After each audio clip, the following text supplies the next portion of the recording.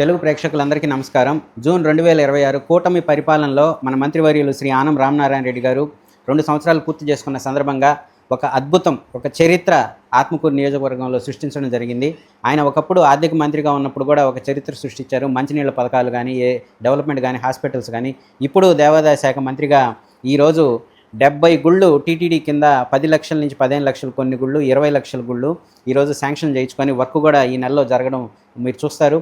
July 1వ తేదీ లోపల ఈ గుళ్ళన్నీ మరి స్టార్ట్ చేసుకొని మరి 6 నెలల్లో కంప్లీట్ చేయాలనేసి దేవాదాయ శాఖ అధికారులందరూ ఈరోజు ఆ గుడి చైర్మన్లను ఎవరినైతే నామినేట్ చేస్తున్నారో వాళ్ళందరికీ దిశానిర్దేశం చేశారు. ఆత్మకూరులో 2 విడతల్లో మనకి 69 గుళ్ళు శాంక్షన్ చేయడం జరిగింది. దేవాలయాలని తక్కువ అంచనాకి వేయకండి. ఎందుకంటే మన మంత్రివర్యులు, మన రాష్ట్ర ముఖ్యమంత్రి వర్యులు శ్రీ నారా చంద్రబాబు నాయుడు గారు చెప్పారు, దేవాలయాలు అనేవి మరి చర్చిలు కావచ్చు, మసీదులు కావచ్చు, ఇవన్నీ కూడా ఆధ్యాత్మికంగా, ఇవన్నీ కూడా రెవెన్యూ జనరేటర్స్, ఎకానమీని సర్క్యులేట్ చేస్తాయన్నమాట. ఎందుకంటే ఒక పుణ్యక్షేత్రాన్ని చుట్టూరు మీరు చూస్తే మరి ట్రాన్స్పోర్ట్ కావచ్చు, పూలంగళ్ళు కావచ్చు, టెంకాయలంగళ్ళు కావచ్చు, అన్నదానాలు కావచ్చు, భోజనాలు కావచ్చు, క్యాటరింగ్లు కావచ్చు, ఇంత ఎకానమీ అనేది ఒక ఆధ్యాత్మిక కార్యాల చుట్టూరు ఉంటుందన్నమాట. మీరు చూస్తే కుంభమేళా కూడా అత్యధికంగా ఎకానమీ సర్క్యులేట్ చేసిన పరిస్థితులు మీరు చూశారు.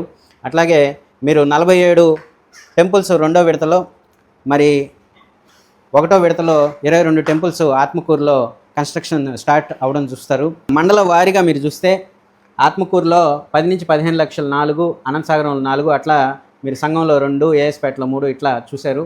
అలాగే 20 లక్షల గుళ్ళు అయితే ఎక్కువ శాతం 47 వరకు, 45 వరకు 20 లక్షల గుళ్ళు మీరు చూశారు.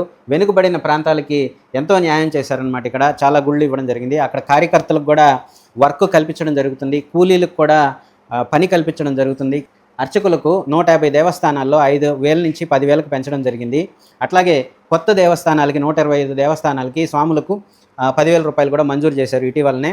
అలాగే మీరు చూస్తే 40 కోట్ల పనులు కూడా మరి దేవాలయాల్లో 27 పాత దేవాలయాలు పునరుద్ధరించడం కూడా జరుగుతుందన్నమాట. కాబట్టి మీరు అందరూ కూడా మన మంత్రివర్యులు కష్టాన్ని, ఆయన అనుభవాన్ని, ఒక దేవాదాయ శాఖలో రూపాయి కూడా వేస్ట్ కాకుండా, మరి రాష్ట్ర బడ్జెట్ మీద ఆధారపడకుండా ఆయన ఉన్న శాఖలోనే బడ్జెట్ని చాలా అనుభవంతో ఎఫిషియెంట్గా మేనేజ్ చేసి ఇన్ని దేవాలయాలకు శాంక్షన్ చేసి, మరి వేరే నియోజకవర్గాల్లో కూడా ఆయన వేరే ఎమ్మెల్యేలకు, మంత్రులకు దేవాలయాలు ఇచ్చి అక్కడి నుంచి ఆ శాఖల నుంచి రోడ్లు కావచ్చు, మరి ఇరిగేషన్ ప్రాజెక్టులు కావచ్చు, వేరే పనులు తీసుకొని వచ్చి చాలా అద్భుతంగా ఆత్మకూరుని తీర్చిదిద్దడం జరుగుతుంది. మీరందరూ కూడా ఆనం రామనారాయణ రెడ్డి గారిని ఆశీర్వదించి, వారు, వారి కుటుంబం, మరి దేవతలకు, దేవాలయాలకు ఇంత సేవ చేస్తున్న వారు అర్చంద్రార్కం, వారి పేరు నిలబడిపోతుంది.